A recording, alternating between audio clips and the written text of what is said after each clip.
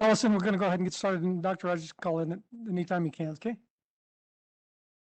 Good evening. Let's call this meeting to order. Today is Thursday, May 20th, 2021. We are at the Windmill Library and Service Center.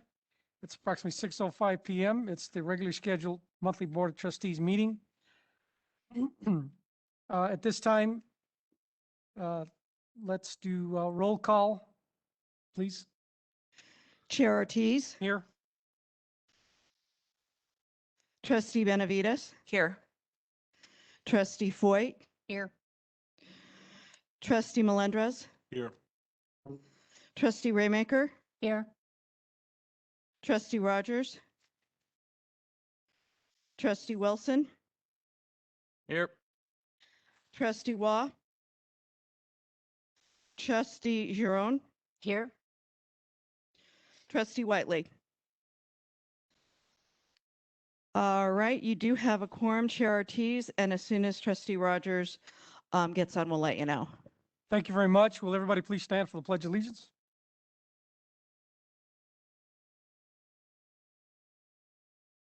I pledge allegiance to the flag of the United States of America and to the republic for which it stands, one nation, under God, indivisible, with liberty and justice for all.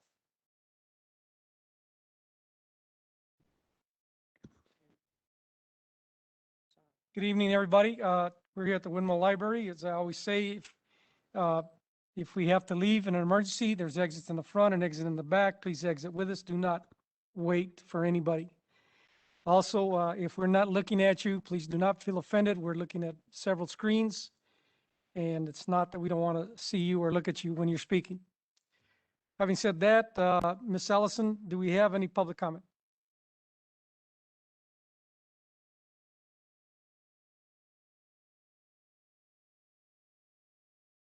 No public comment at this time.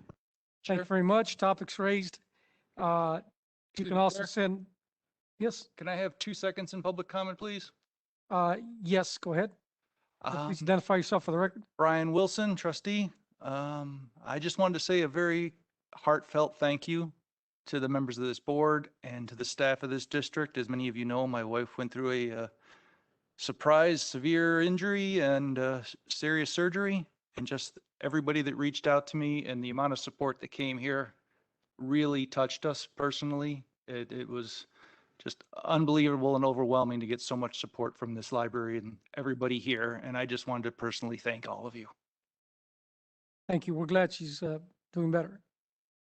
Thank you very much. For anybody that would like to make comments, you can send an email to boardcomments@lvccld.org, and you'll be able to do that at the end of the meeting. Okay, at this time, you have an agenda. I'll entertain a motion for board action to accept the proposed agenda. Who will So make that motion? So moved. So moved by Kelly Benavides. Is there a second? Second by Jose Melendrez. All in favor? Aye. Aye. Anybody opposed? Okay, motion carries. Thank you very much. At this time, we're going to go into executive session for about 10 minutes. So if you will excuse us. So we need to get just a personnel matter out of the way, and we're going to step out for 10 minutes or less. Move to have a motion. I'll entertain a motion to So moved. suspend the meeting and go into executive session. So moved. Raymaker. So moved by Senator Raymaker. Is there a second? Second by Elizabeth Foyt. All in favor? Aye. Aye. Okay, motion carries. So we'll be right back.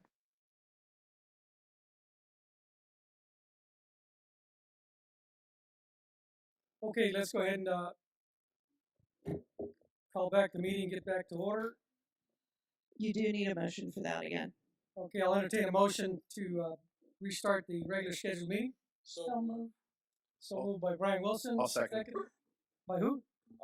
Wow. Nathaniel Watt? All in favor? Aye. Thank you very much. Thank you very much for your patience for those of you online. At this time, you have some regular board minutes. We already had board action accept the proposed agenda. There are board minutes, regular board minutes from November 12th, 2020, special board meeting December 4th, 2020, regular board meeting, March 11, 2021, emergency board meeting, March 23rd, 2021, the audit, finance and audit committee, April 8th, 2021, and our regular board meeting. And, do you need to do a motion altogether or all of this? Actually, There's only two. Go ahead. Chair Ortiz, the regular board meeting from November 12th is not available. Item B, special board meeting, December 4th, is available in everybody's, in front of everybody. It has also been posted on Diligent, but that was today. Item C, the regular board meeting of March 11th, that is a typo, my error, it was approved actually on April 8th. D and E have already been posted when the packet was posted. And we did add the regular board meeting of April 8th. Everybody has paper copies and they are on Diligent. It is up to you how you want to handle them. Okay, having heard that, are there any corrections to any of the minutes? Chair, I'd like to move to approve D and E, since we didn't get an opportunity to read the other agenda item. Okay, the motion is to approve emergency board meeting, March 23rd, 2021, finance and audit committee, April 8th, 2021. Is there a second to that motion? I'll second. Trustee Kelly Benavides made the motion, Sandra Raymaker made the second. All in favor? Aye. Anybody opposed? Motion carries. So we'll move the December 4th, we'll move the November 12th, 2020, and the April 8th, 2021 to our next meeting, Allison. Okay? Thank you very much. At this time, real briefly, the chair's report. If you're interested in being, actually, if two things. One, if you're interested in being nominated for one of the board positions, please email me. I think several of you have already. As far as the nominating committee, the process is the nominating committee attempts to put a slate together of who they'd recommend. If the person that's not nominated, they can also ask to be voted on at a regular board meeting. So it's just an opportunity at that time to try to get consensus, but if it doesn't happen, then we can have a regular meeting. So at this time, the nominating committee consists of myself, Sandra Raymaker, and Brian Wilson. Brian, do you accept being on the nominating committee? Trustee Wilson? Trustee Sandra Raymaker? Yes. Okay, thank you very much. We need to appoint a chair for the Risk Management Committee for the June meeting only, because Trustee Robin Wiley-Munier was the chair and she's no longer here. And then after that, you'll have a new chair of the trustees. That person will turn around and nominate the committee members after that. So at this time, Elizabeth Foyt, would you like to be the chair for that one meeting? For the Risk Management Committee meeting on June. That would be fine. Okay. So Trustee Elizabeth Foyt is appointed as the Risk Management Committee chair until such time as a new chair appoints new committee chairs. Okay? And then as far as my report, I just wanted to share with everybody that the governor appointed me to the State Council on Libraries and Literacy as a representative of DETR. So every state agency is a part of this council. I work for a sub-agency called the Nevada Equal Rights Commission, but we're really attached to DETR, Department of Employment, Training, and Rehabilitation. So the governor asked that I represent that agency, and so I'll be on that council. What does that council do? Basically, they make their pass-through for money that comes federally. It's distributed to other libraries. They do a report every 2 years on literacy that they have to submit to the legislature. So that's my report at this time. Director Kelvin Watson, go ahead with your report. Thank you, Chair Ortiz. So my report was distributed to you in advance, and so I won't cover everything in the report, just some of the highlights. I have been continuing my branch visits. Over the last month, I visited 11 of additional locations, meeting with staff. Some branches like Mesquite, I've actually visited 3 times, so there are some additional branches that I'm seeing multiple times. The last visit was with Congressman Stephen Horsford. The other 2 branches that I still have yet to visit, which is planned for the beginning of June, is our Indian Springs and our Mount Charleston location. So I will be visiting them very soon in the next couple of weeks. So the other work that I've been doing is, as before, the last few months that I've been here as the executive director, is continuing to enter into new and expanding partnerships. One partnership that I'll talk about tonight is that tomorrow afternoon, I believe it is, but I will be interviewing Dan Rather for his new graphic novel book, What Unites Us. So this is actually a physical copy of the book, but for an electronic version that he's coming out with. And we have been able to negotiate, or I negotiated exclusive rights for the library district to actually not only lead in that interview, but also make the electronic copy of the book available to everyone who lives or is in the state of. Let me get I've been working on my pronunciation. Nevada. So did I get it right? Mostly, okay. So and that's going to be for an 8-week period. So and it's brought to everybody, brought to everyone on behalf of the library district. So I think that's a pretty big thing for us, and that I was selected to be the only library director in the nation to actually do that with Mr. Rather. So I'm looking forward to that. Also, I had an opportunity to tour our distribution center. And as most of you know, I started my career after the Army working for Ingram Books in their distribution center. So I really appreciated our distribution center, the way that we have it, and the way that is run. And Rachel Lindis, who's the distribution center librarian, and her staff is doing a wonderful job in making sure that we are moving materials and getting them to our different locations. So if you haven't been to the distribution center, I got some pleasure out of it. As I said, starting my career in distribution, I really appreciated the work of the team. Also, I had a meeting with the commander of the 99th Airborne ABW at Nellis Air Force Base to discuss increasing the awareness of the library and the library district, as well as other potential partnerships with Nellis and the airmen and women there. We've been doing a lot of work as well with our district's next strategic plan, and there's more about that plan that our Danielle Mylands reported on in her report. So I think that you should check that out, and we're going to be presenting what we're doing with that. We're calling it the Playbook 2025. So it's a play on sports and actually getting things done and accomplishments and being able to measure those. It's something that we used, or I used before at the Queens Library when I was in New York.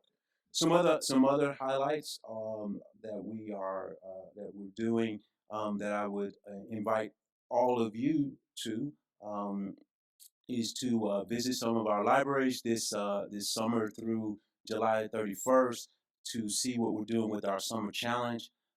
I've been to a few libraries, 3 libraries at least this week, and planning to go to another location in Clark County on Saturday, just to see all of the children and their parents enjoying all the activities of the library now that we're more and more open. it's just great to see that, and I'm looking forward to expanding our summer challenge in the future, and some of the other things that are going on that I attended our district's career online high school graduation on April 21st. Trustee Wah was also in attendance, and I thank you for that. And I served as the keynote speaker for that event, and been doing lots of interviews and newspaper, and just again continuing to get the word out, and uh, really trying to be a part of our community, my community here, and one of the highlights also the last couple of weeks was that I had the opportunity to attend the Second Chance luncheon that was organized by Hope for Prisoners, and I went as a guest of Workforce Connections. Um, if you ever get a chance to participate in that event, it was definitely a wonderful event. Anything that Hope for Prisoners does, either their luncheon or their graduation, I'll be attending the graduations in the next few weeks. But it really touched my heart and what we're doing here in the community. So that's my report, Chair. Thank you very much. So let me start by this. Trustee Jennifer Jerome, is that how you pronounce it? It's Huron. Jerome, thank you. Do you have any questions or comments for the director? No, I don't. Thank you. Trustee Brian Wilson, do you have any questions or comments for the director? You think you could get a little bit more done with your time? Come on. Nice on landing that interview. I look forward to the press we get from that. Thank you very much. Trustee Elizabeth Floyd, do you have any questions or comments for the director? Director Watson, you've certainly been busy. Positive press all around, as well as out in the community, and building a lot of bridges with elected officials that I know will bear good fruit for all of us. Thank you. Thank you very much. Trustee Kelly Benavides, do you have any questions or comments for the director? Not at this time. Thank you very much. Trustee Sandra Raymaker, do you have any questions or comments for the director? Just want, you have been out to Mesquite, which has been amazing. And the fact that you came out when Congressman Horsford was there to meet with all these different people on a very hot day. But it meant a lot to Mesquite because nobody remembers Mesquite even exists, except at certain special occasions, like when we got a new library. But to have you come out and have Congressman Horsford there at the same time really meant a lot to us. So thank you. Thank you very much. Trustee Osiris Melendez, do you have any questions or comments for the director? No, sir. Thank you. Thank you very much. Trustee Nathaniel Waugh, do you have any questions or comments for the director?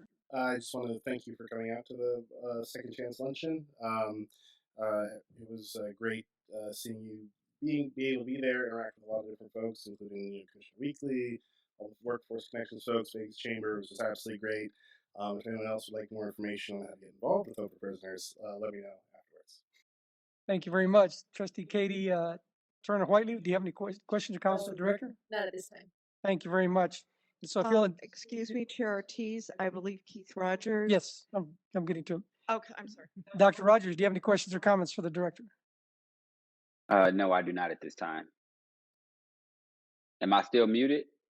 Can hear. Can you hear me? Can't hear you. Go ahead, try again. I'm unmuted, so it must be something on that end. You can hear them very little. You can hear just barely. Could you up your volume, increase your volume? Yes, there you go. How about now? Much better. Okay, I don't have any questions at this time. Thank you, Dr. Rogers. And so if you'll, thank you very much, Director. If you'll indulge me for a second, today, May 20, 2021, we started 2 new board members. And first of all, Katie Turner Whiteley, if you would please welcome to the Board of Trustees, and please tell us a little bit about yourself. Thank you.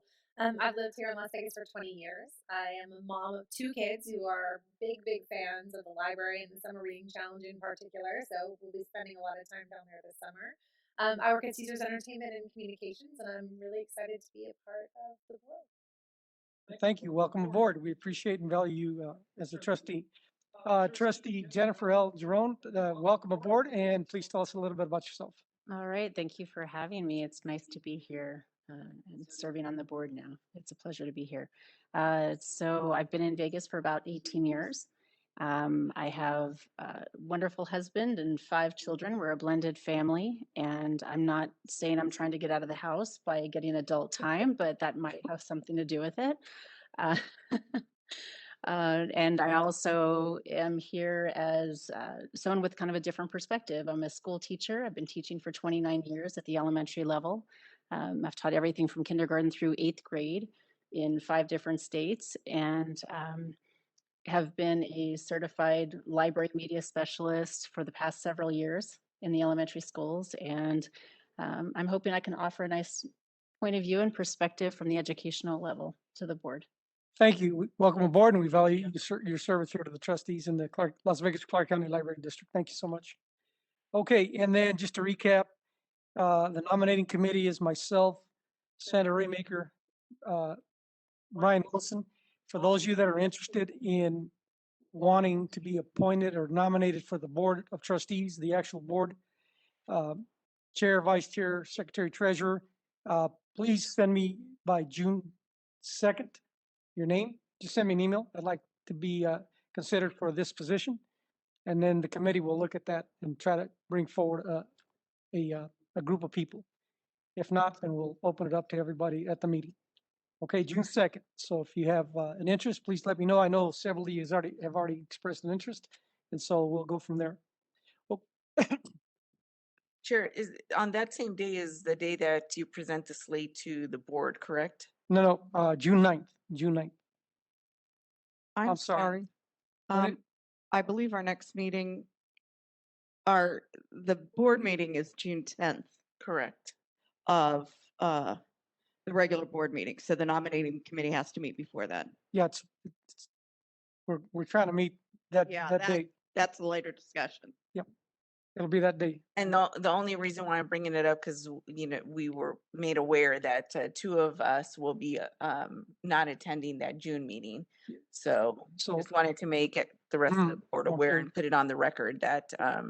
Okay, so then we're going to have a discussion on that in just a little bit. And we'll come back to that, to your question. Okay? And there's a video to share. Go ahead. And Kelly, Trustee Benavides, will come right back to that and then the next agenda, a couple agenda items, okay?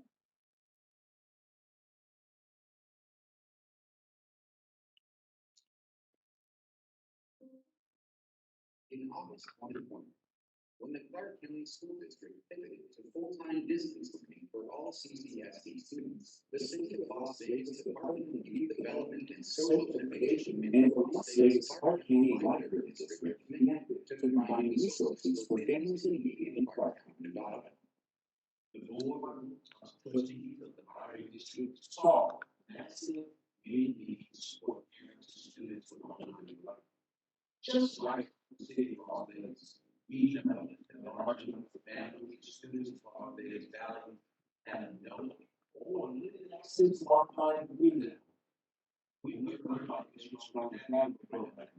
We were able to identify 4 locations for the city of unincorporated academies. Those included East Las Vegas branch, West Las Vegas branch, Clark County branch, and Lincoln location.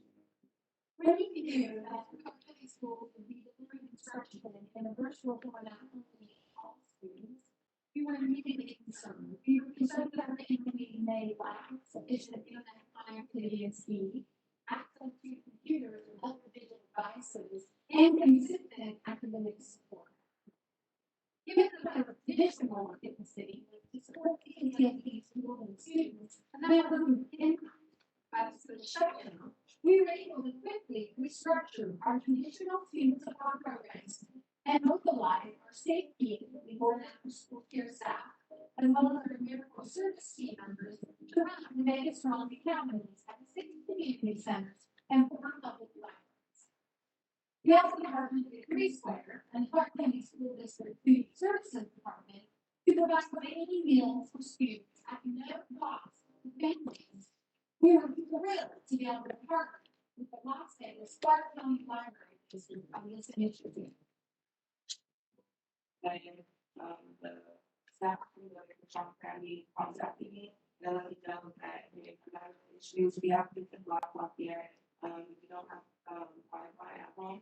was not clear. And so it brought my kids with a laptop, and we were able to get a laptop from school, and they provided us with access to the Wi-Fi, so that we could pick up the school on an everyday basis. The access to Wi-Fi would be biggest from the time we were very helpful, not only because the kids would need all day access, and sometimes in the location that we have in my colleges, and here in the biggest from time was enough throughout the day so we can have access to the material.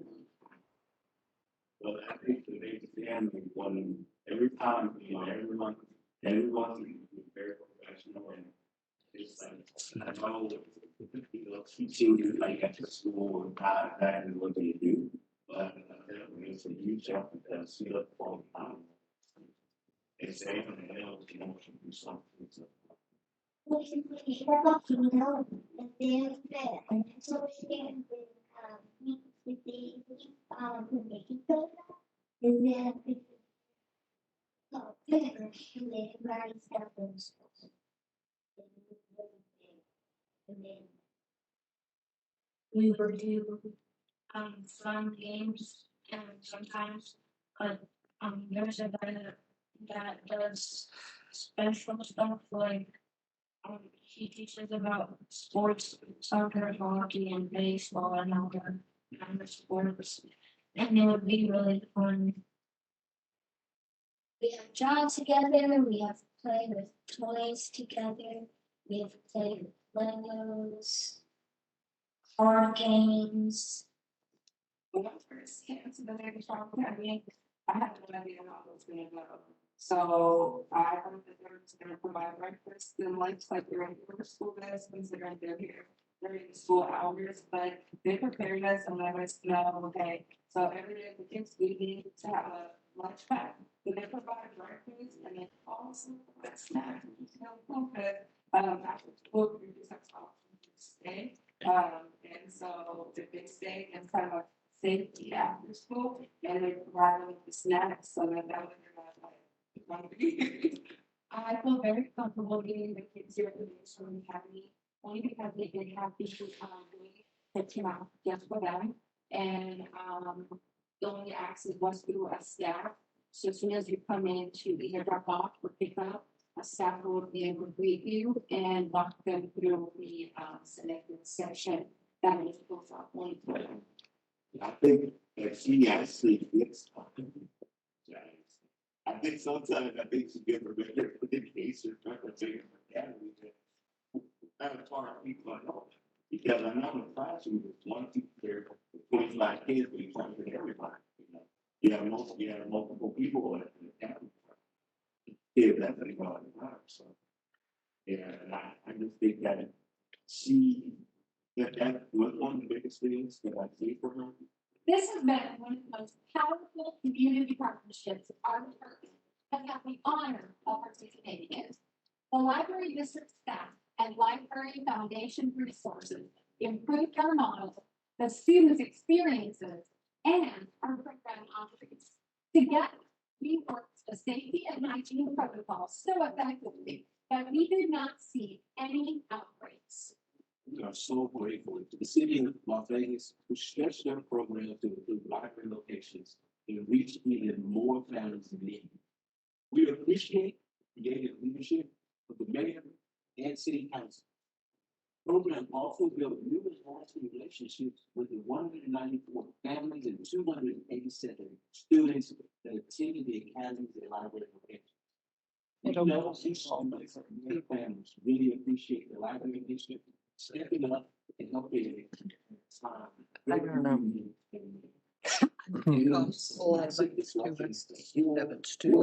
And life caused by the pandemic. These local agencies partnered in new effective ways. The Vegas Strong Academy program had 3 major outcomes. Students were able to get the Wi-Fi, technology, and hands-on help they needed to participate in distance learning. Working families were able to get safe, convenient, and quality childcare. And agencies were able to quickly assemble resources and align activities to help families and students in the Vegas Valley. to the agencies that made this visionary project happen. Thank you very much. Thank you. Does anybody have any questions or comments? Okay, going back to board reports, in every meeting, they provide a report from every department, statistics, actions, events, activities. And as a trustee, you're allowed to call up whatever item you have either concern about or you'd like to highlight them. And so that's what the library reports are for on a monthly basis, so we can have transparency, and they do a great job with these reports. So having said that, Sandra Raymaker, do you have any questions or comments or any reports you'd like to call forward? Library reports? Thank you. Dr. Rogers, are there any library reports that you'd like to bring forward or call up? No, sir. Thank you very much. Trustee Jose Luis Melendez, do you have any library reports that you'd like to bring forward? No, sir.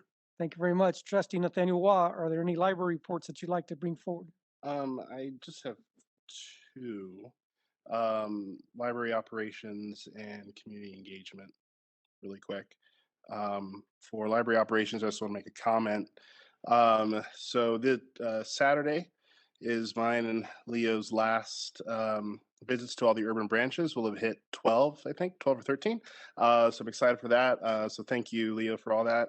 It's been really enjoyable because it's also kind of ties in line with Leo's redeployment of Chromebooks. So I almost feel like one of Santa's elves because, you know, he said, how many Chromebooks do you need? They tell him, he's like, okay, they're on their way. So it's been great to see that and meet the staff at the various libraries.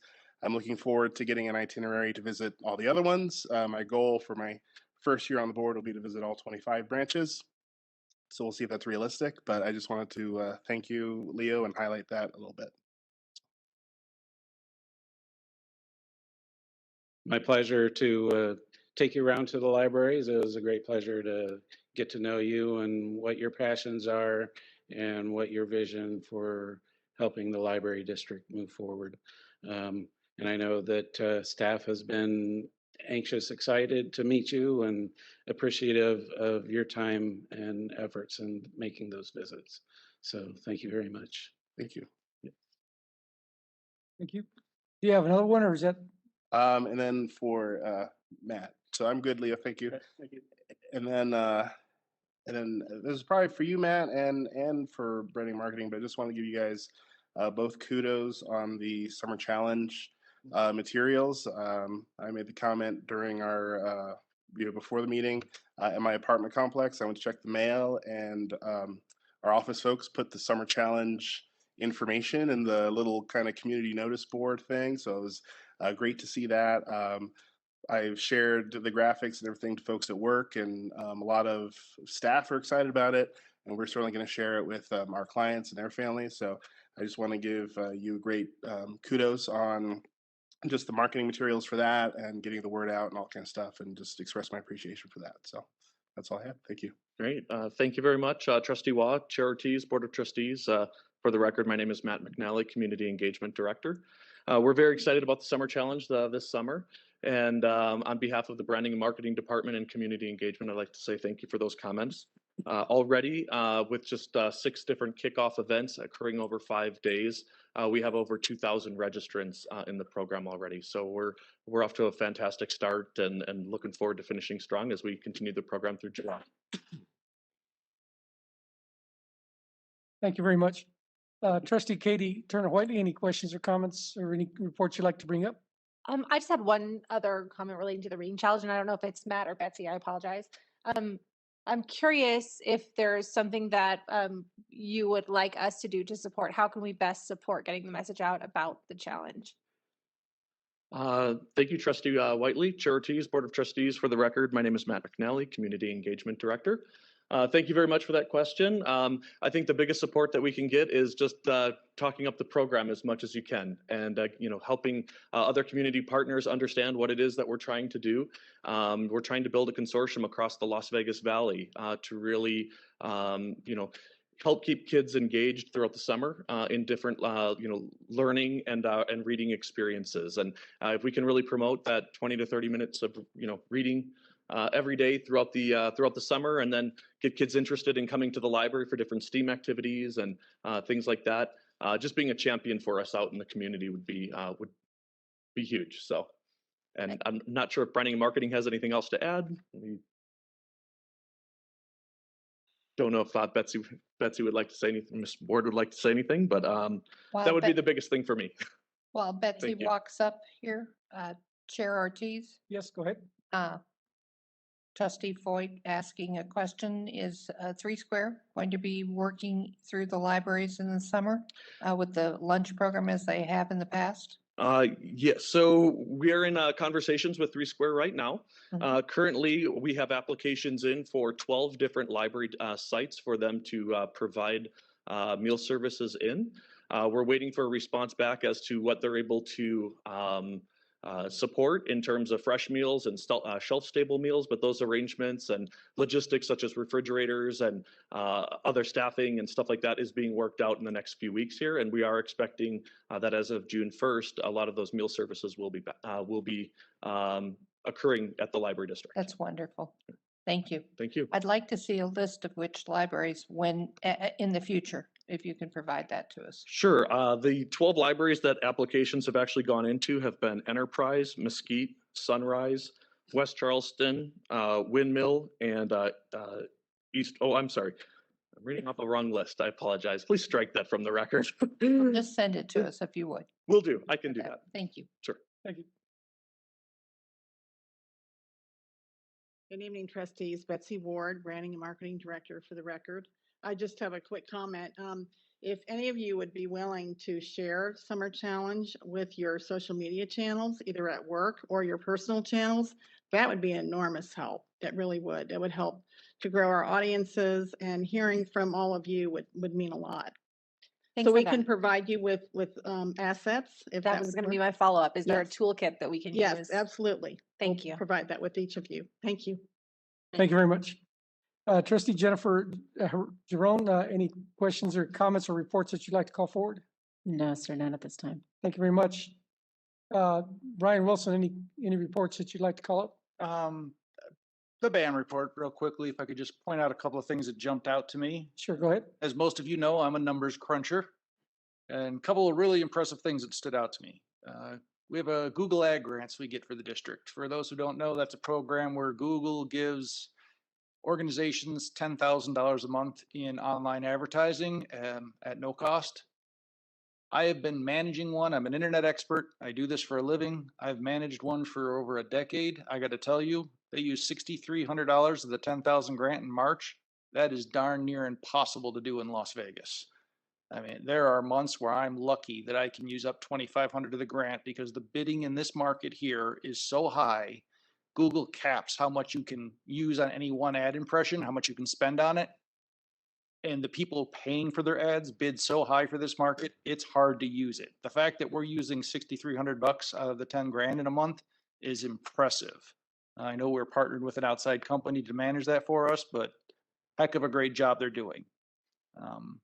Another thing I like seeing that our analytics had not fallen off as the branches have opened back up. I was a little worried that our online presence would start dropping as people started coming back into the branch, and it seems to have had an inverse relationship, and the web analytics are going up again very nicely. So good job keeping the website fresh. And just a last one is a thought that might, our VGK partnership has been a huge success. This bookmark thing, I had the thought that maybe we can, as a season-ending playoff challenge, maybe BAM can get a set of those bookmarks signed by the players and have some kind of, sign up promotion, get a library card, come into the branch, visit, swipe your card, check out a book, check out something online during the month of whatever, or to end the season so we'll draw somebody from the active library users that month to give them the set of signed bookmarks. Think it'd be a good gate draw. That was it. Thank you very much. Trustee Elizabeth Foyt, any Nothing reports? for at this time. Thank you very much. Trustee Kelly Benavides. Not at this time, thank you. Thank you very much. I have two real quick, first of all, this is for Matt McAnally. It's just a comment. I'm looking at our electronic resources statistics from March 2021. And ebooks, 1,212,106. Let me say that again, 1,212,106. Audiobooks, 750,657. And then if you look at the very bottom, it says, okay, what are they looking at? And health and wellness had 157.88% increase, homeward help, and of course, online learning.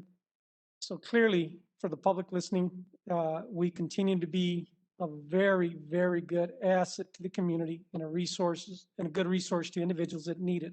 We're there. Please share it with your friends. And then lastly, this is for our fleet management, Mr. John Vino. I had been asking, and I see that we're going to put more future electric vehicle charging stations where appropriate and where possible. So congratulations, that's really important as the rest of the world moves to that. I think there's capacity for our libraries to have at least two or three at the libraries, because I think it's going to go quick here. So thank you. Okay, having said that, at this time, unfinished business, thank you very much. I'll entertain a motion to accept the reports. So moved. So moved by Kelly Benavides. Is there a second? Second. Second by Jose Luis Melendez. The All in special- favor? If I may, I Aye. have something I'd like to bring. Yes, go ahead. Sorry. Correction. For our branding, for Mesquite, I would love to get a presentation to be able to present at our May 25th City Council meeting. We had a great kickoff in Mesquite. Our mayor even came and read stories, and I was there working with the children. And the more information we could get out, I would love to have something to put up at my council meeting next week, if possible. Would you like it to specifically focus on Mesquite or the district in general, or any particular focus? Maybe mostly Mesquite, but in general as well, because we have a lot of people that come and go that are there visiting that will see some of this. So, Okay, thank you. Sorry. we'll be in touch about that. Thank you. Thank you. Thank you very much. There's a motion on the floor. All in favor? Aye. Aye. Anybody opposed? Motion carries. Thank you very much. At this time, let's move on to unfinished business, a report of the 2021 legislature by the Griffin Company and staff. Are they online? We're checking that right now. Hold on.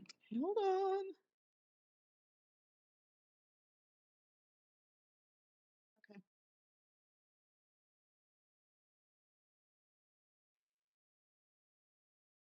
Go ahead and Neil identify Meyer. yourself for the record. For the record, Development and Planning Director. I'm sorry, Chelsea Capurro, it's deadline week and she only had an hour allocated, so we missed her. However, the bill did come out of the Senate Education Committee, thanks to the chair and our longtime champion, Mo Dennis. Nothing else to report. So if I may, basically, it's going to a full Senate vote and that'll be the final passage. Is that correct? Correct, and it is on the list of bills to be passed, but they're bumping all the Assembly bills down and moving the Senate bills forward at this moment. Okay, so that bill, for those of you that are new, it had a second employee, a internal auditor, and it also had a description for a library director in the future. And that was the bill that was submitted on our behalf, and it's made it through both committees in the Assembly. So now it just needs a final Senate vote. Thank you very much. Does anybody have any questions on that? Okay, thank you very much. On a new business, at this time, we are having a public hearing on the Las Vegas Clark County Library District tentative budget. And I'm opening the public meeting. Is that correct? Do you need a motion, Councilman? I would like to make the motion to open up a public meeting to discuss the Las Vegas Clark County Library District tentative budget for fiscal year 2021 to 2022. So moved. So moved by Kelly Benavides. Is there a second? I'll second. Raymaker. Second by Senator Raymaker. All in favor? Aye. Aye. Anybody opposed? Okay, thank you. Please identify yourself for the record. With all due respect, Chair Ortiz, we do not have anybody signed up to speak during the public hearing, so just wanted to let you know. Thank you. This is a public hearing and there is nobody registered to speak at this time. Go ahead. Good evening. For the record, Floresto Caballas, acting CFO. And I'll start the budget hearing by presenting the total revenues for fiscal year 2022 as budgeted. And total revenues did increase by $9 million overall. That's primarily happening in the general fund. So I'll be spending more time discussing general fund and capital projects, expenditures, and revenues, since that's where most of the activity is happening. There are no changes in the special revenue funds or the debt service fund for fiscal year 22. And here we have the total expenditures as budgeted for fiscal year 22. The general fund is the main operating account of the district where most of the activity happens unless the activity is required to be accounted for in another fund, for example, a special revenue fund. But this is an overview of all the major elements of the general fund budget for 2022. Revenues are increasing due to property taxes and consolidated sales taxes, which makes up the majority of the district's revenues. Expenditures are increasing primarily due to salaries and benefits. Total personnel costs are going up by 3% in 2022. And I'll point out here that that increase could be even higher if it wasn't for a voluntary employee separation program that the district implemented in the current fiscal year in order to generate long-term cost savings and personnel costs. And because of the limitations on openings, capacity restrictions, and the pandemic overall, we were able to maintain many of those vacancies along with more throughout the fiscal year, which generated even more savings than expected. And so we recovered the cost of the vest along with an additional savings of about $2 million in the current fiscal year 2021. But in fiscal year 2022, that increase is because of salaries and benefits that will be effective on July 1st. So pay increases for all employees were frozen in the current fiscal year, but they will resume in the new fiscal year. I'll also go over the transfers from the general fund to the capital projects fund. The capital projects fund relies on transfers from the general fund for its funding.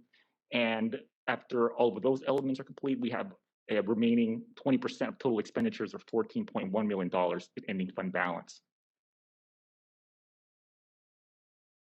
As I said, the largest source of revenue for the district in the general fund is property taxes, and that's based on the assessed valuation. As you can see here, that's increasing all the way through fiscal year 2022.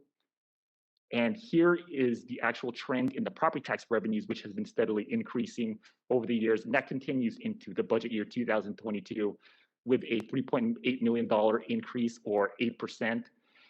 And there was no moratorium on property taxes. So we know we will collect those property taxes eventually, but because of the challenging economic times, there was concern about the timing of the collections.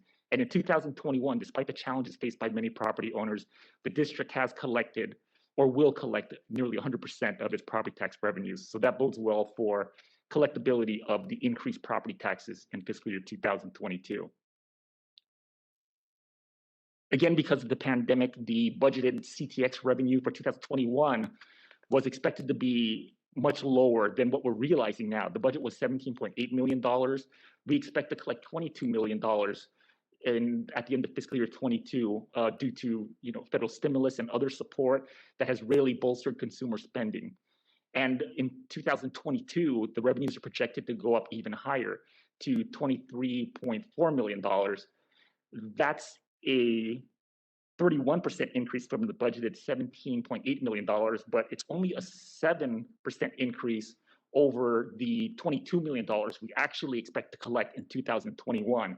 So we believe that's a reasonable estimate, and the $23.4 million is projected by the state of Nevada. And we actually believe that that number could come in even higher if we stay on our current trajectory and the economy continues to reopen as currently planned. The rest of the revenues here are presented for charges and services, fines and fees, miscellaneous and other investment revenues. Those represent 2%, a smaller portion of total revenues. And you can see the fluctuations, the increases in property taxes and the consolidated sales taxes that we discussed. Here are the expenditures budgeted for fiscal year 22 in the general fund by activity. I discussed the salaries and benefits that are set to increase starting July 1st. Services and supplies is only increasing by less than 1% or $50,000. We made a proactive effort to maintain those expenditures at a flat levels. The library materials budget is increasing by $257,000 or 2%. And that's a calculation based on the total general fund expenditures. The district's policy is to allocate 15% of the general fund expenditures to library materials. That amounts to $10.8 million in fiscal year 22. And this is a presentation of that, how that amount is allocated. And it's primarily in downloadable ebooks and electronic databases, as the district has continued to weight more of the budget towards digital content. With the increasing revenues expected next year and the savings that we're expecting to realize this year, as well as maintaining costs next year in 2022, the district will budget a $14.1 million ending fund balance, which is 20% of total expenditures, which we believe is a healthy reserve in any budget year, especially during an economic downturn, as we saw this time last year. Having a healthy fund balance came in handy when we implemented a VEST program and needed to maintain capital projects. And so $19 million is budgeted to be transferred from the general fund, even on top of the 20% fund balance that we're budgeting. Here's the capital projects fund and a summary of the different programs within the capital projects fund. Again, this time last year, we were expecting to begin a major facilities master plan that would renovate many of the branches. That was immediately paused in order to reallocate resources to the technology replacement and upgrades program and the building repair and maintenance program, which addresses projects across the district from carpeting to HVAC equipment. So these are, along with the technology equipment, computers and IT infrastructure, which must be maintained regardless. We consider that the critical minimum. And so we are allocating much of the $19 million budgeted to go to capital projects fund from the general fund in 2022 to those two programs in order to maintain a multi-year reserve, at the very least in those two programs, because in the case of an economic downturn, when we don't feel we can transfer funds, additional funds from the general fund, you can see here that there were funds available to continue maintaining those programs by reallocating, even without a transfer. Fortunately, we are able to transfer the $19 million in fiscal year 2022, again, because of all the reasons I mentioned, not to mention transferring no funds in the current fiscal year. By resuming transfers next year, it's just in time to build up that reserve in the critical programs and start building reserve in the longer capital projects fund or program, the capital construction program. We'll be continuing to evaluate priorities for the longer term, but in the short term, we're focusing on projects that can provide an immediate impact on our branches and the community. We have two special revenue funds. These are revenues that are restricted for a specific purpose. And one of those special revenue funds is the grant fund. We are awarded the literacy grant each year. That's less than $1 million, but we budget at a higher level at $1.8 million to be able to spend additional awards that we may have applied for but haven't been approved for yet. We budget in the same manner in the gift fund. That's $800,000 this year in order to accommodate any gifts that we're not aware of currently. And that's been a sufficient amount in prior years. We present the debt service fund here, which has very minimal activity because the district has no debt. There's about $10,000 budgeted for administrative costs, but that's for managing investment reserves that are still available in that fund. And with that, staff is recommending filing the library district's state budget as presented, and I can answer any questions that you have. Thank you very much. Trustee Dr. Rogers, do you have any questions or comments on this budget that's going to be submitted to the legislature? Not necessarily a question, but just for the record, one of the questions I asked during our meeting was just to give a reflection of what's our anticipated accounts receivable from the PPP equipment reimbursements from the state. Yes, the district has applied for it and are awaiting a total of approximately $300,000 from FEMA, from the state.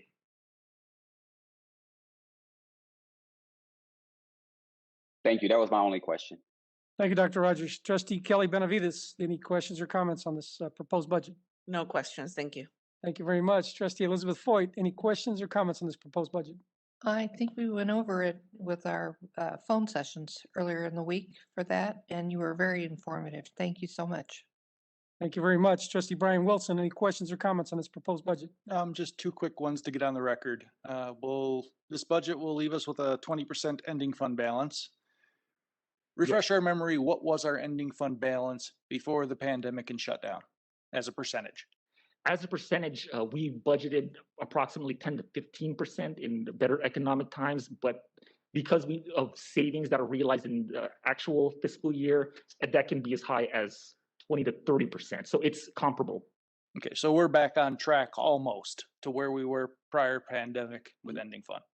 We're actually maintaining a slightly higher, it's on track and comparable, but maybe slightly higher. We're intentionally maintaining 20% because of the pandemic and potential economic challenges. Great, thank you. And second question, just for the record, you've been acting CFO now for what, about a year? That's roughly? A lot of these changes the board implemented right before you took over as CFO.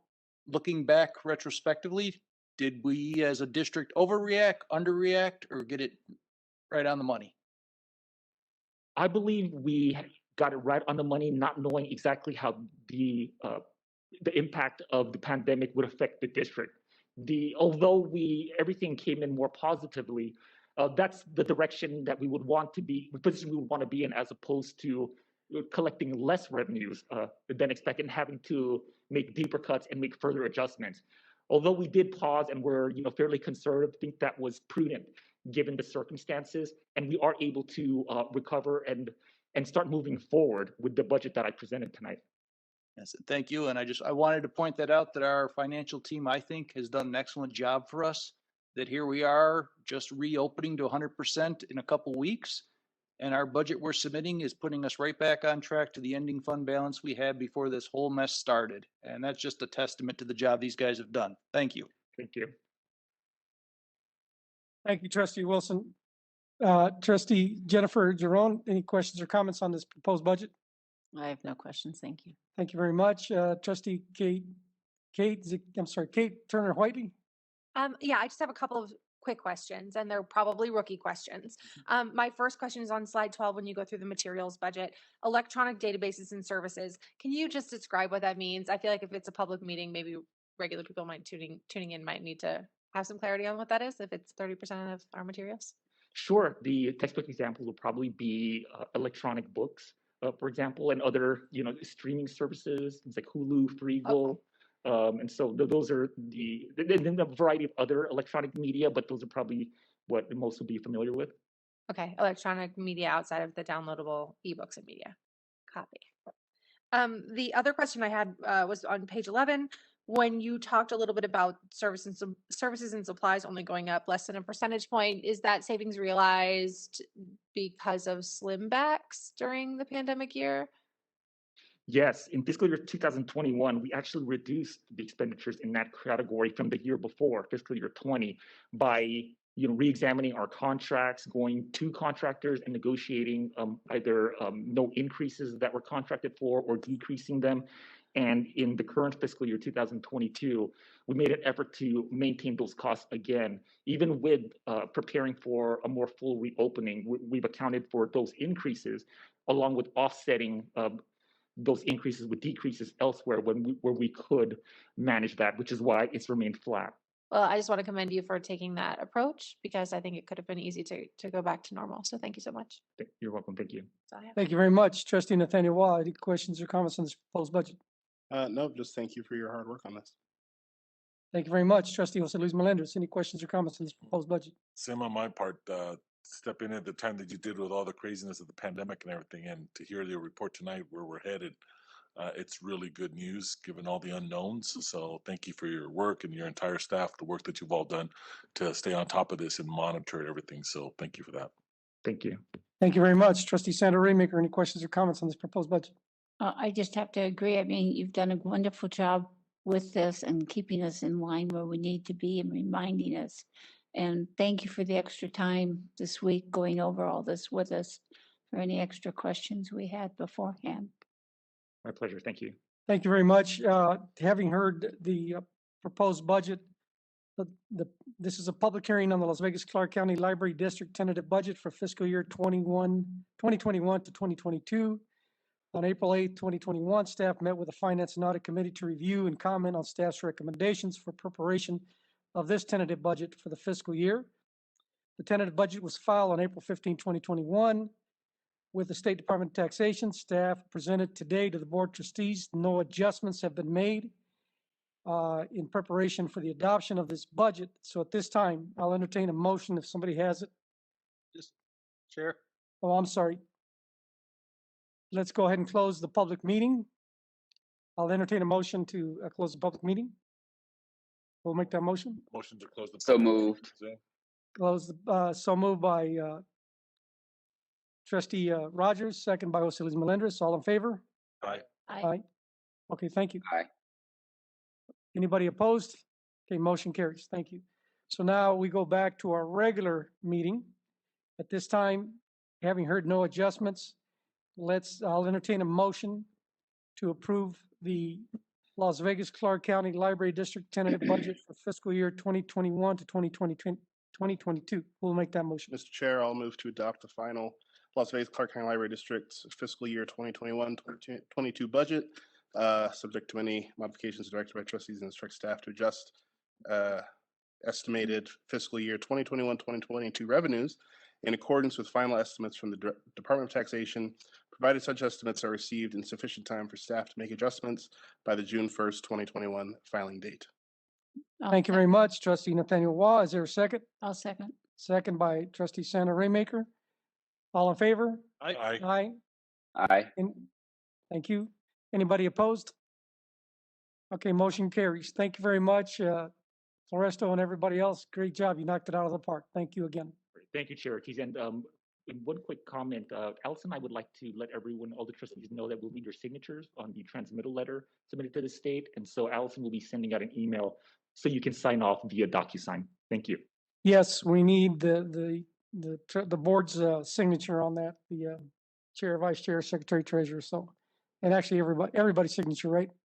So, all right, your name's on there. Something's wrong, goes wrong, we all go to jail together. Okay, so thank you very much. Okay, having heard no further questions or comments and approved the budget, our next item is discussion and possible board action on a search for an internal auditor. As that's an item that I asked to be brought forward. As you heard, it's most likely going to pass the full Senate. It's already passed everything else. So what does that mean? What does that do? What does that look like? That means that we were advertising already for a contract employee because the state legislature did not authorize the second employee. Oh, the only employee was the director. But now that the legislature is authorizing a second employee, an internal auditor, that search is going to go out again. And that's a much different search because that person will be an employee of ours. So that will be the only two employees. So now we'll probably get a pool of state employees, city employees, as opposed to private people that wanted a contract. So that's the first thing. The second thing is that I want a quick opinion on where is this individual going to sit? They're going to do performance audits. You said you were going to serve 100 people under this grant. Did you serve 100 people under this grant? It's things like that. It's not a financial audit. We have BDO that does that. So do we want them to sit here at headquarters? Or do we want them to sit at the satellite library like Flamingo or West Sahara or Charleston or somewhere else? You know, there's a thought that if they're here, they can become too chummy with the employees. I don't believe that for a minute, but some people do think that. And so that's the question. So Trustee Raymaker, your thoughts, should the employee, our second employee, be here or should they be at a satellite? I don't really think I'm good either way. You know, maybe depending on where that employee might be coming from, maybe if we can put him or she in an area where they're already at. I mean, if it does happen to be somebody local, that might be, really more convenient for them and for us. So Okay. either way is fine with me. Thank you. Jose Luis Melendez, your thoughts? I'm good either way. Okay. Trustee Nathaniel Wow, your thoughts? I'll share my thoughts, but I just do have a couple questions for you, Sure. Trustees. Since this, of course, went through before my time, I just want to make sure I completely understand what's going on here. So, so this internal auditor, just kind of what exactly is that relationship between the auditor and the executive director going to be? Is it kind of a None. peeking over the shoulder? Like, I don't. None. The relationship is with us. That employee works for us. And basically, the city of Las Vegas has an auditor. And that employee, and our new employee, whenever we select that person, is going to go through all the programs and really to see that, you said you were going to have 100 graduates from our high school program in a year. Did you get 100 people there? If not, why not? And what can we do to correct that? It's not a I got you program. It's more of, okay, there's some timeframes on here. What can we do to correct that? What is your timeframe? That's it. And secondly, well, let me go ahead and ask this question, but the other part is that report will go to the Finance and Audit Committee.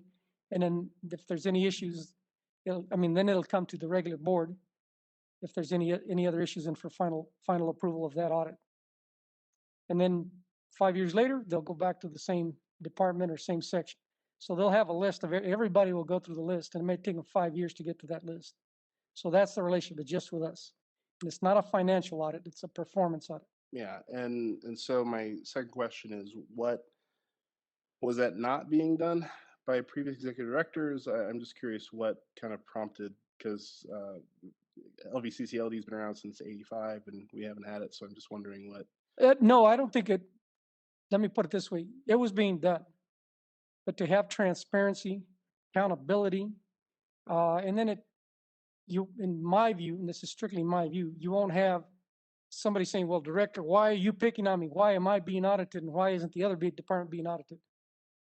And so it removes that part from the director, right? Because they have to give him reports, and there's a lot of moving parts in this library district, and so it really takes that, if that's an issue. It's not, my knowledge has never been an issue, but it really takes that issue away from the director. And so, yes, they have been doing not performance audits, but providing reports to the director. Go ahead, If Jeff. I can, the way it's structured in the bill, and unless you alter it, in an organization chart, they'd be co-equals, both reporting to you as the board. So unless you change that relationship, they're both equal employees, both directly reporting to the board. The auditor would be reporting to no one else as it currently stands.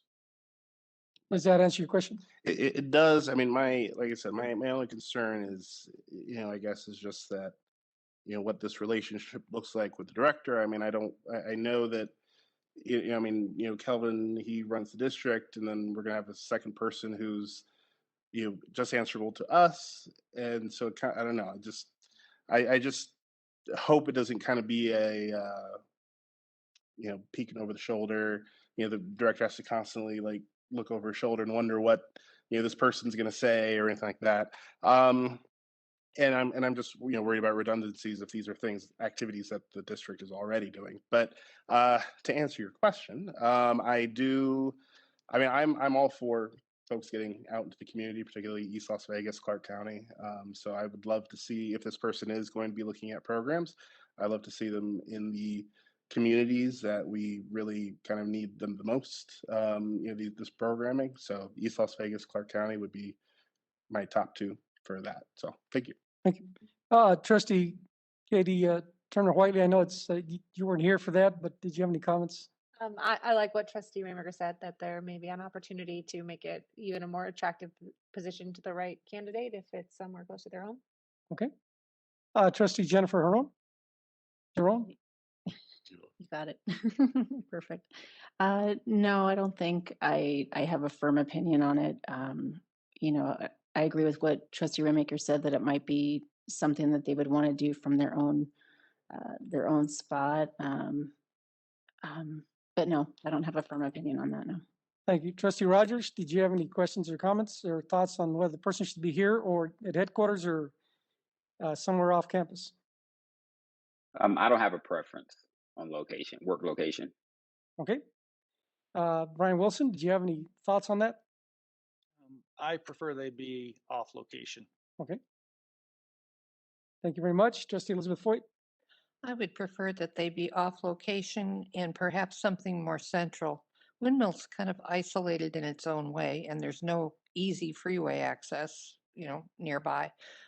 Something, more central would certainly be more effective. And I do believe that nearly all of our branches have some space where they could have records and things to spread out and so on, and their own security system to that. Thank you very much. Trustee Kelly Benavides. For the record, I was never in support of having an internal auditor. I think this is a premature conversation, especially since it's still up north and they haven't finished legislation yet. So now that we have new trustees on the board, even if it were to pass, if it does pass, that doesn't necessarily mean that we have to go forward and moving and hiring an internal auditor. And with new board members being newly appointed, I would like to have that item be brought back before we put this search out for those new trustees to be more informed and educated on it. Okay, so I guess we had talked about doing the search previously, and the search had already gone out. Jerry Welt, this is for you. Kelly Benavides is asking to recall that search. Yeah, sir. I mean, you can. I mean, we haven't hired anyone or made any commitments. So just the fact the search went out, if yes, she requested to be on the agenda, there's no reason it can't be.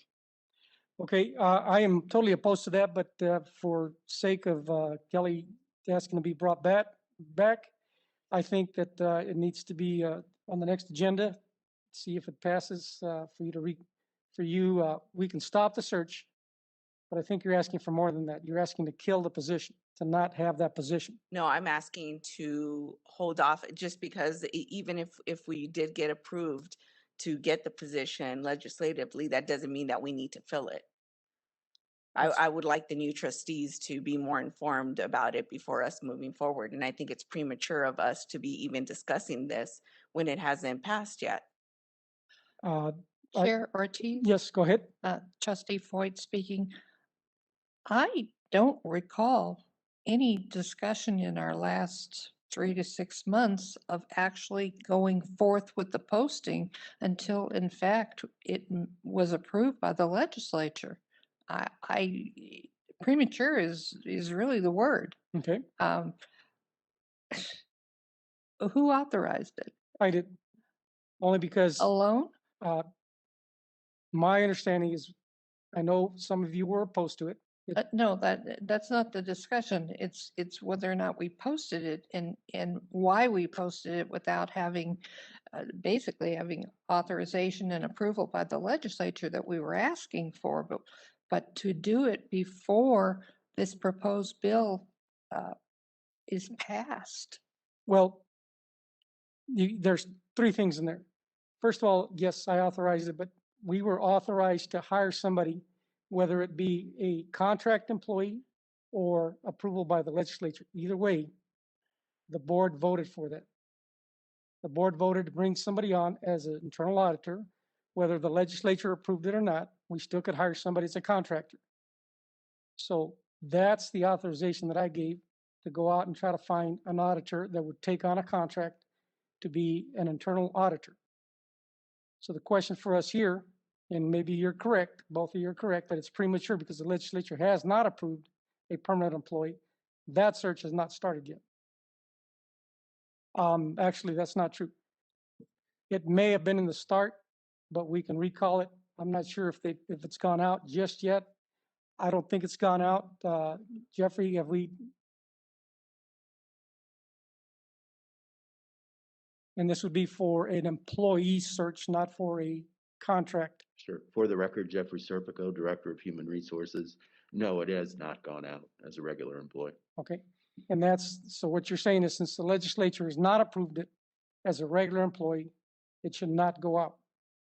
Correct. And also in keeping with trustee Benavides, excuse me.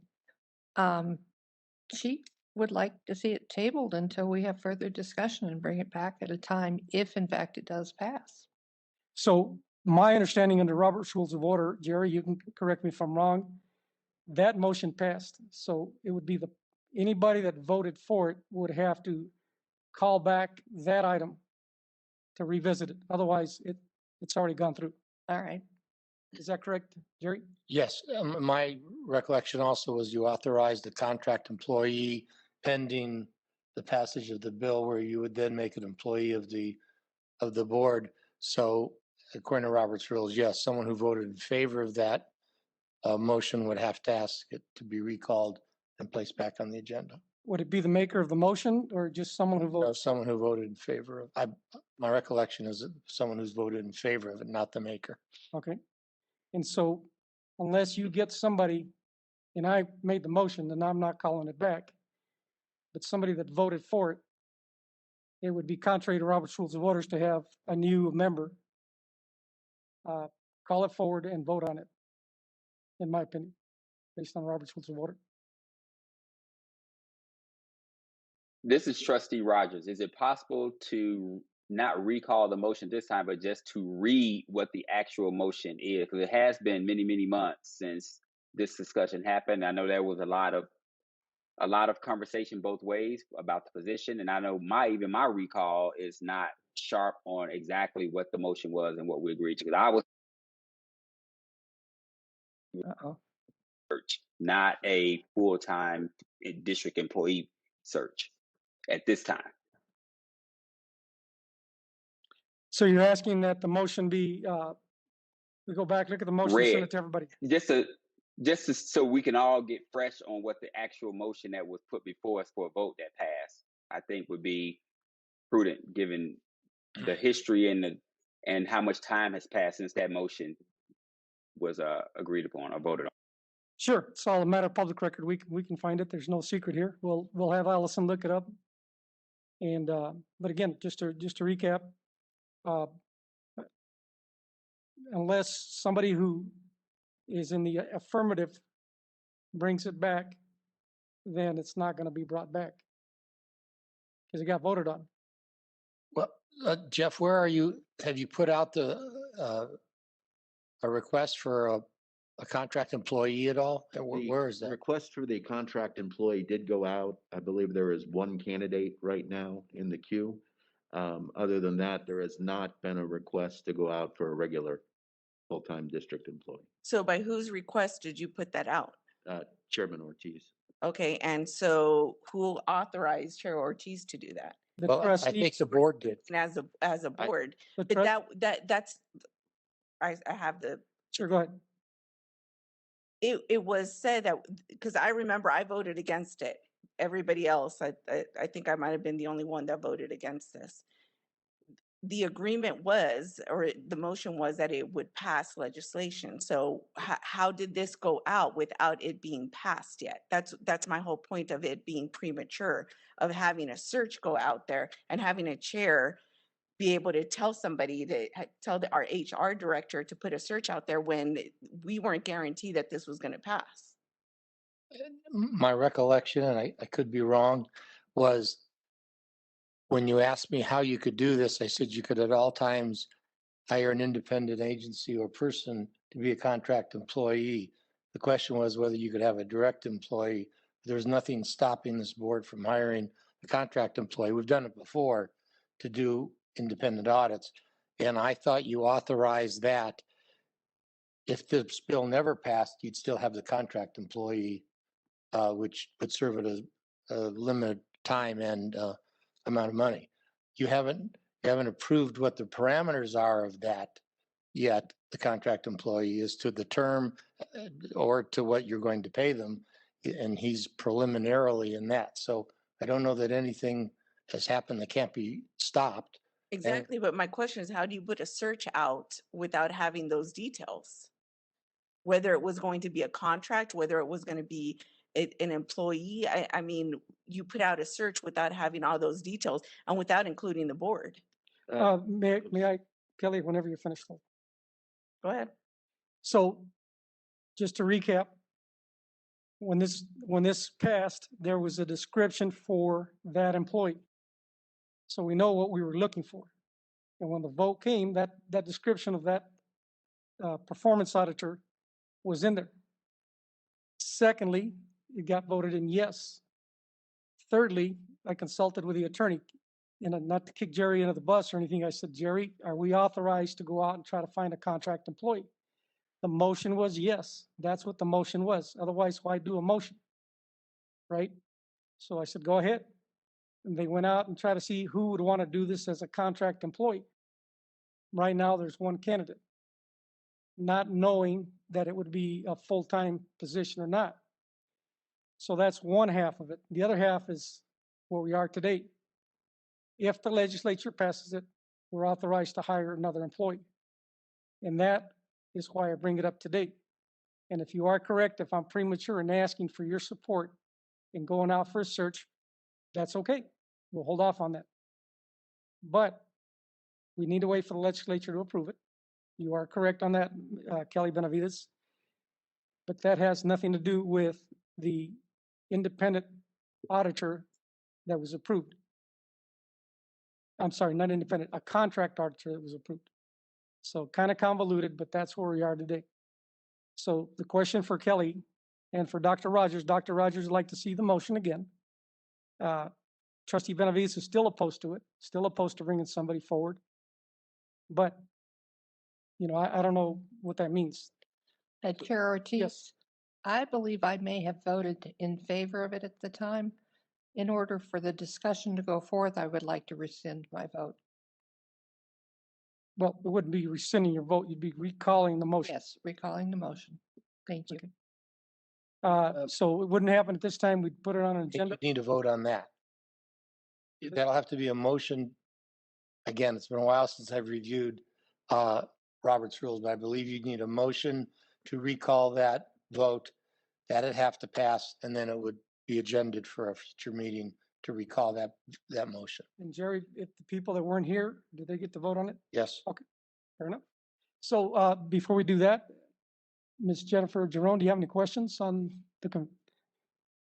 No, I am looking forward to more information about it though, so I can catch up with it. Do you feel capable of voting either way on it today? I don't. Okay. Ms. Whiteley, do you feel comfortable on voting on it today?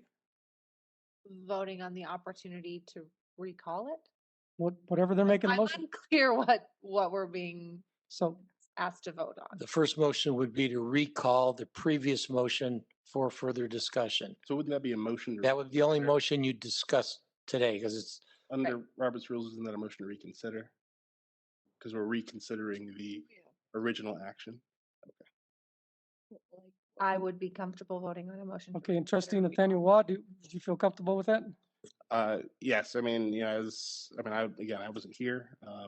I do have some heartburn about it, and I would certainly like to have a more in-depth discussion about it and see where we end up.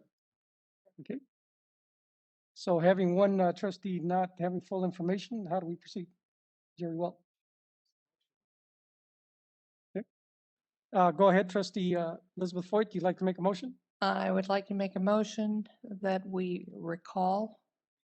reconsider the matter before us concerning the hiring of either an independent or a contracted independent auditor as an employee of the board directly. I'd like to see us vote on this. Is there a second on that request for reconsideration of the motion? I second that. Second by Kelly Benavides. Let's go individually. Katie Whiteley, how do you vote? I would vote yay. Nathaniel Wah, how do you vote? Aye. Jose Luis Melendres, how do you vote? Well, out of respect for so many new board members coming on board and having not been a part of that conversation, I vote yes, to Okay. get back and have that conversation. Senator Raymaker? And I'm going to vote nay because I thought we were very clear and, you know, this person is going to be our checks and balance. And we had a lot of discussion and I was understood that we were going with what we've been doing is what we were going to do. So Thank you, Chair. I vote no. Trustee Brian Wilson?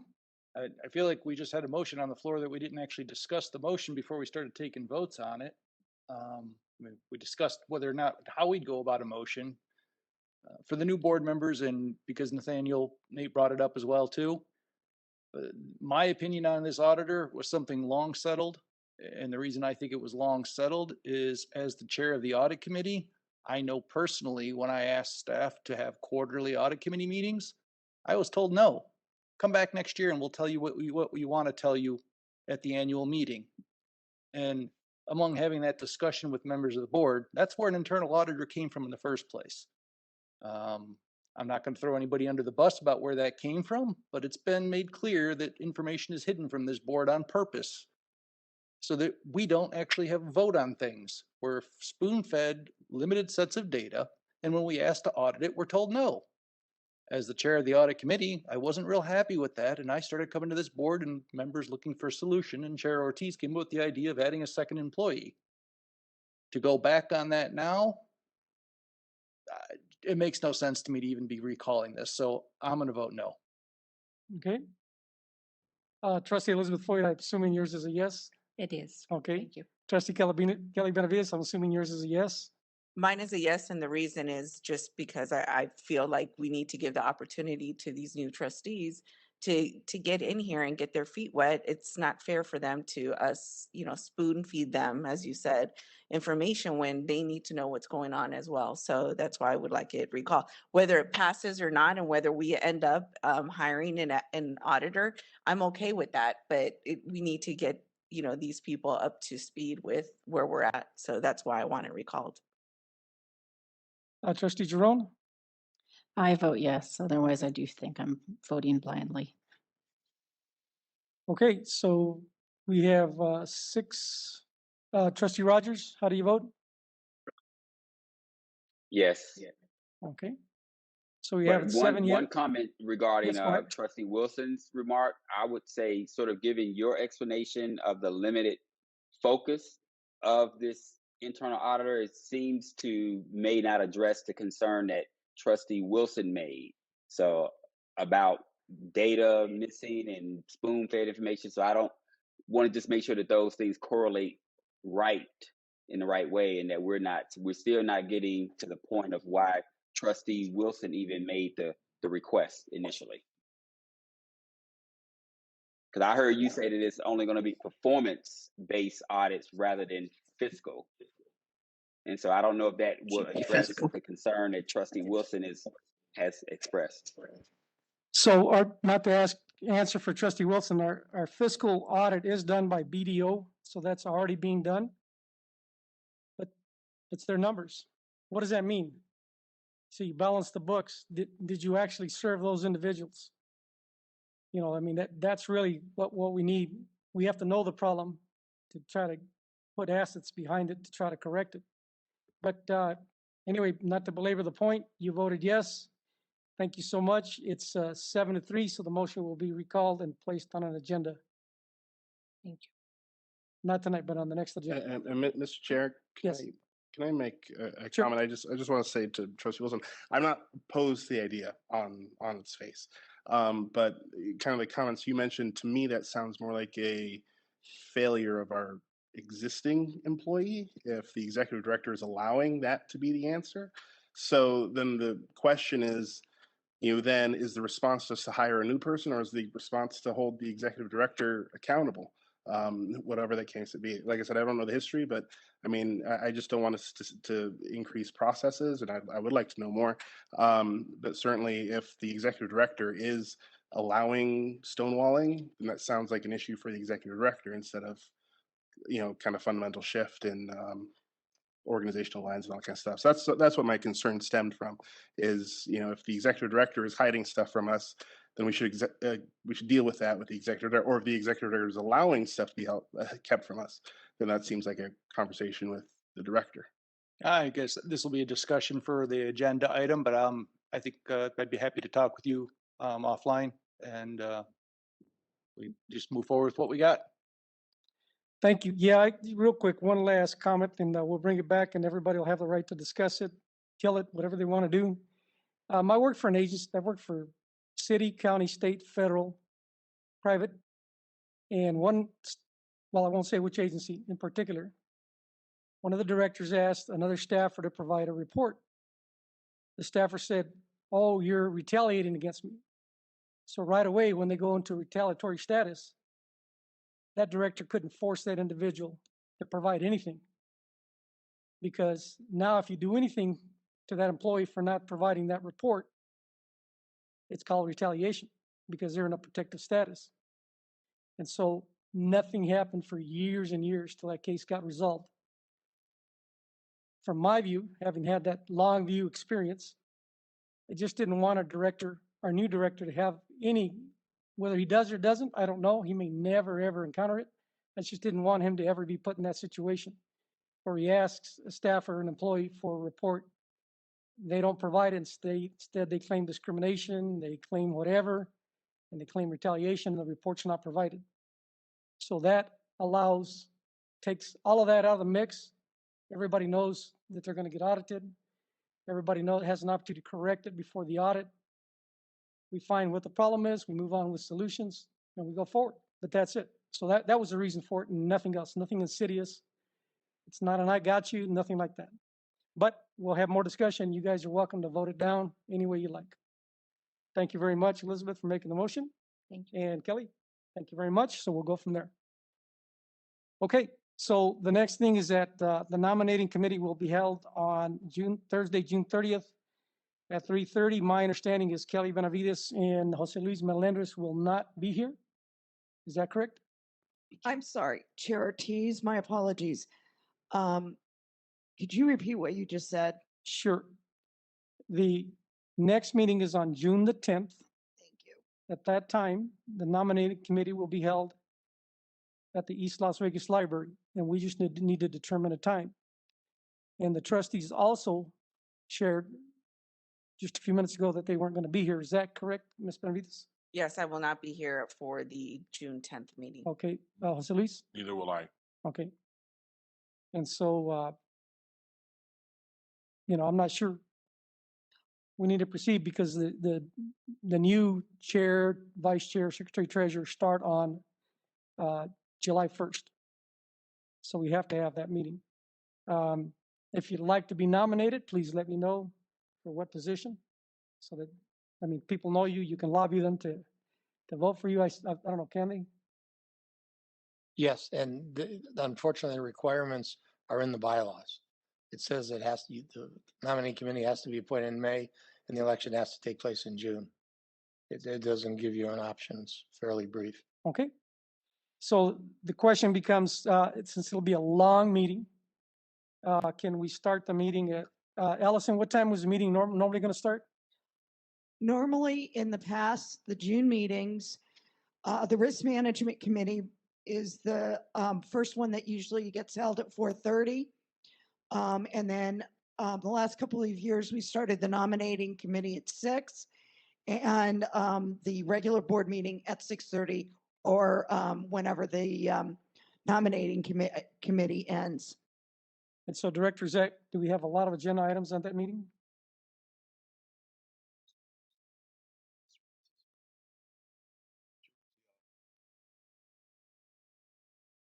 We do, Chair Ortiz. It's going to be a long I meeting. think we're going to have a long meeting, yes. So, Trustee Whiteley, would you be available to start at 3:30? Yes. Okay. Nathaniel Wall, would you be available to start at 3:30? Yep, I can make it work. Okay. Jose Luis Melendres, you won't be here. Sandra Raymaker, would you be able to make it at 3:30 on June the 10th? Yes, and could we, once we start to have a slate, even though we haven't got one presented, couldn't we contact both of these trustees and let them know what's going on so that they can maybe at least voice an opinion. Even though they can't vote away, I guess, but it'd be nice to let them put their opinion in. Well, they'd have to call in on that day. I'll be out of the country. Oh. I mean, I will try. I won't promise anything. Yeah, other countries not gonna work. Okay, it was just a thought. Thank you very much. Elizabeth Foyd, is 3:30 okay with you to start? I'm not on that committee. Or are we talking about the general meeting? Oh, you're running the Risk Management Committee. Yeah, so whenever you decide to slot it in there, I'll be there. Okay, Brian Wilson, 3:30 okay with you? Yep. And Trustee Jerome, 3:30 is okay? Yes. Okay, so we'll start at 3:30 at the East Las Vegas Library, the Risk Management Committee, chaired by Elizabeth Foyd. Then after that, what time would we start the nominating committee? I did want to make a comment. Trustee Melendrez is on the Risk Management Committee. If he is not going to be available, did you want to appoint somebody else on that committee? Sure, Nathaniel Waugh, did you want to participate on the Risk Management Committee as a voting member? Sure. Okay, And Chair Ortiz, I don't think you recognize me on my I'm sure availability. sorry. Dr. Rogers, the most important person, are you going to be available at 3:30? Well, you don't have to be available at 3:30. But if you can be available after that, are you going to be available? I'll be available after 5:30. I actually teach a class on Thursday, so. Okay, so we'll wait for you for the nominating committee. Okay, So that was going to be the second meeting, the nominating committee meeting. Did you want to have that since, did you want to start that at 5:30 or did you want that to start at 6? Or maybe even 5? yeah, probably 5, because it'll be just the committee. I mean, everybody's welcome. That is correct. It is just the committee, and the committee is yourself, sir, Trustee Raymaker, and Trustee Brian Wilson, and they've both indicated they'd already be ready for risk management. So you want to start at 5? Yes. And then our regular meeting, what time are you going to start it at? Do you want to start that at 5:30? Trustee Rogers has class. Trustee Rogers, is what, 6 Trustee o'clock? at 6 p.m. 6. Is that okay with you, Trustee Rogers? The regular meeting at Yes. 6 o'clock? Okay, 6 o'clock. May I also, with the previous item on the internal auditor, did you want that on the June meeting or did you want to bump that to July? I would ask Chair for July since 2 of us will not be present. Okay, And the legislature would have finished. Oh, Two. then that would have, Yeah. yeah, that would work. We hope. Can we back up here? If I'm having the risk management meeting at 3:30, then there's nothing else until 6 o'clock. 6 o'clock? No, I'm sorry, nominating committee will be at 5, you said. Okay, nominating at 5, okay, but the risk management for an hour and a half? Well, it usually, yeah. It's up to you. So do you want to start it at 4 o'clock? 4 o'clock, I think makes more sense. Okay, 4 o'clock. Sorry, 4 o'clock for everybody. And then just to recap, Kelly Benavides has asked that this item on the internal auditor be brought back actually on the July meeting. Correct. Okay.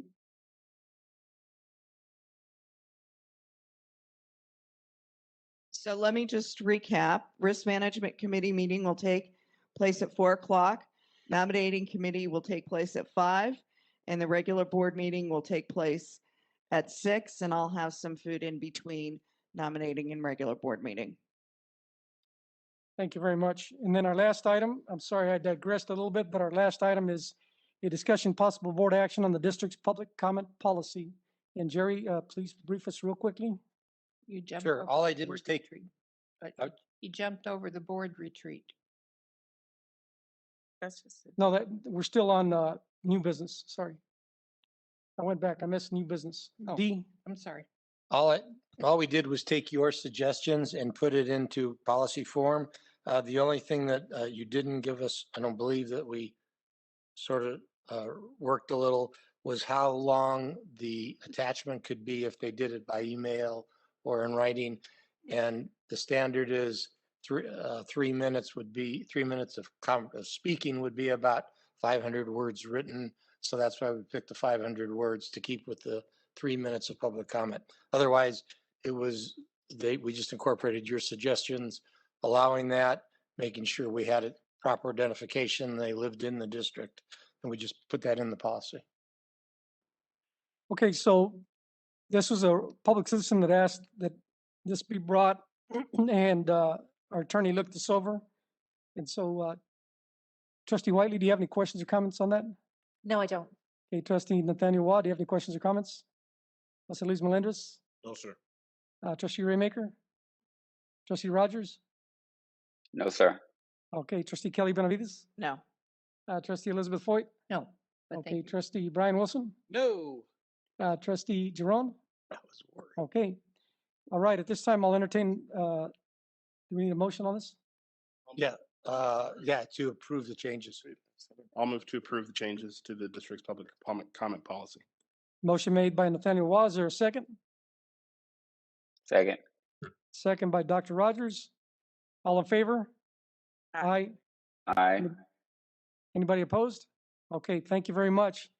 And if we can email the, when you have time, if you can email that public citizen, the new change, the citizen that made the public request. Yes, I can do that. I'm sorry. Sorry, there was a citizen that made the request. If you can Yes, just I will get back to him. FYI, here you go. Thank you. All right, now back. So we got through our new business.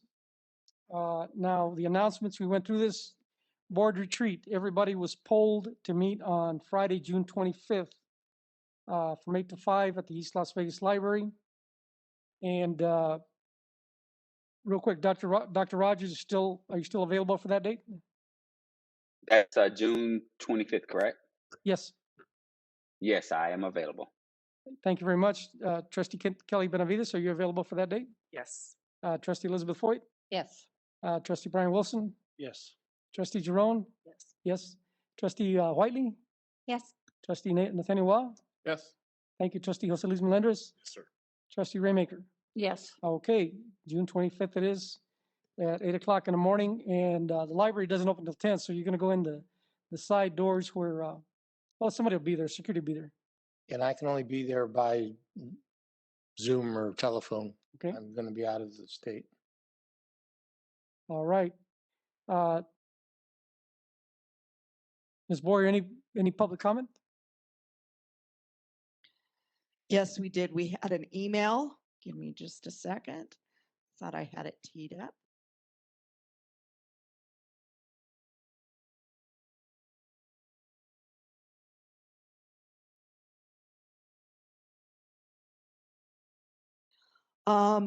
It is from Mr. Graham Williams, who did provide his email and his address, and it is not on an item on the agenda.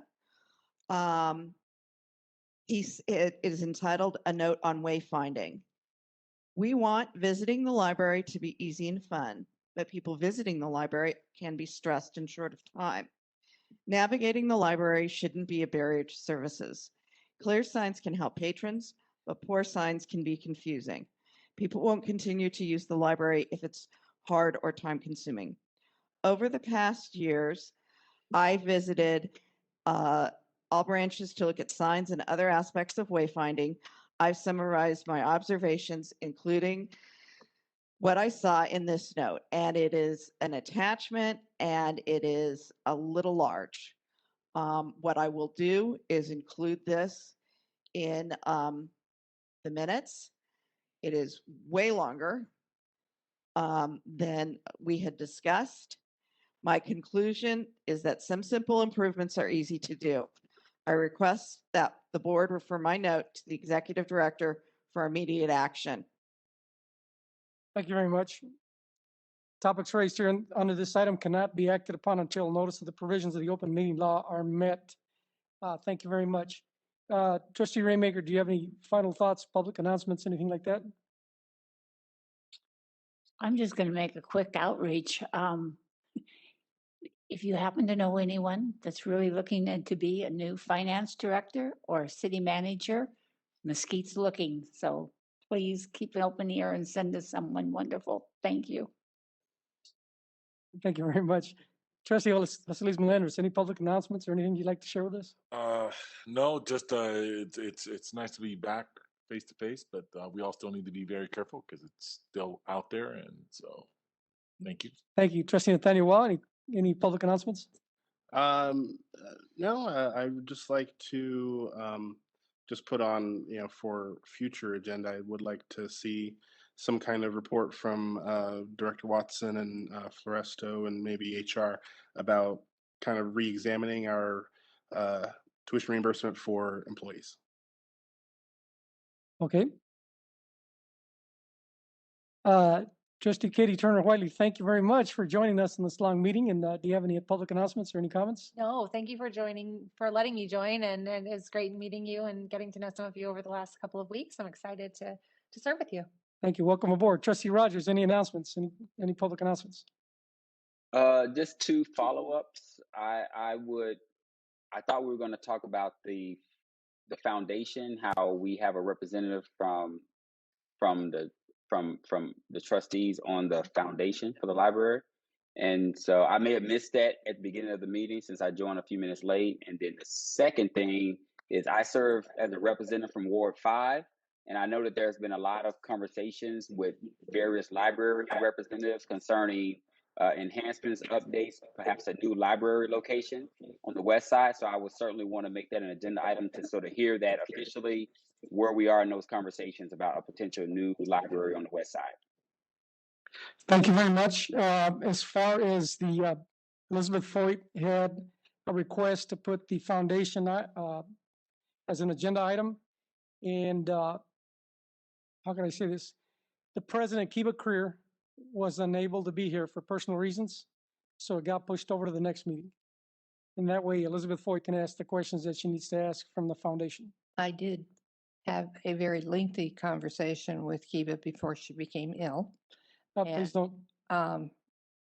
There's going to be some really interesting discussion when we do bring it up, that she isn't necessarily the one that will be answering the questions. Okay, no problem. That's okay. Yeah, but she had personal issues, so she was unable to be here. I know that. Okay. So is that okay with you, Dr. Rogers? She'll be here in July for the next meeting? Yes, sir. I just thought we were going to have it, but if it's going to be pushed to a future meeting, I'm certainly comfortable with that. Thank you.